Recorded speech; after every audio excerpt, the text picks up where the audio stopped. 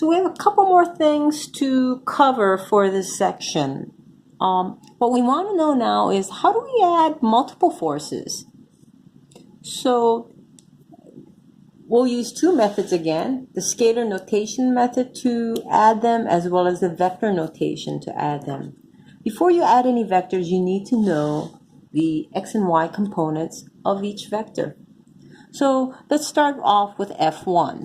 We draw the parallelogram and we find that F1x is in that direction and F1y is in the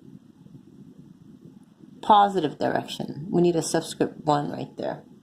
And likewise for F3, we have F3x going in that direction and F3y going in the negative direction. So that would be F3x, and this would be F3y. And likewise for F2, we have this F2x going in the negative direction and F2y going also in the negative direction. So before we add those vectors together, we're going to write the components of those. So for F1, it's actually in F1x in the I direction, F1y in the j direction, and they're both positive because they're both in the positive x and y directions. For F2, they're both in the negative direction, so we have to write it as negative F2xi minus F2yj.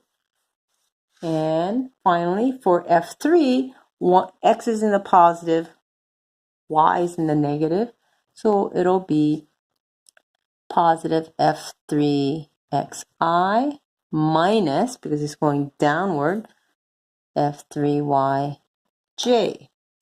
So in terms of the scalar notation, we want to add all those. And when we add all vectors, we say we're finding the resultant. And we denote that with F sub r. So we want to find the resultant force in the x direction.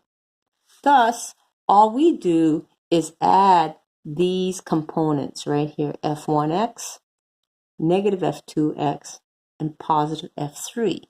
So it'd be F1x minus F2x plus F3x. We also want to find the resultant, the sum of all the forces in the y direction. That would equal to adding all these magnitudes together. So that would be F1y minus F2y minus F3y. This representation is the scalar vector notation. So let's move on to the vector notation method. To do that, what we do is we take each of the I components, add it together to find our total force in the x direction. But the way we do that is we have to do it in a certain fashion in terms of notation. So since we're doing a vector notation, I have to indicate that I'm going to take the force vector, find the resultant. So that arrow is very important. It indicates that it's a vector.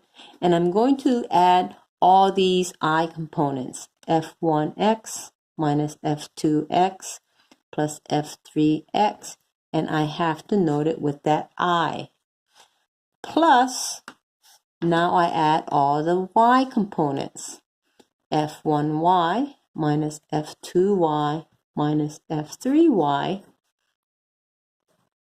and I have to indicate that it is in the j direction. Writing it in this fashion is what is now considered to be in the vector notation format.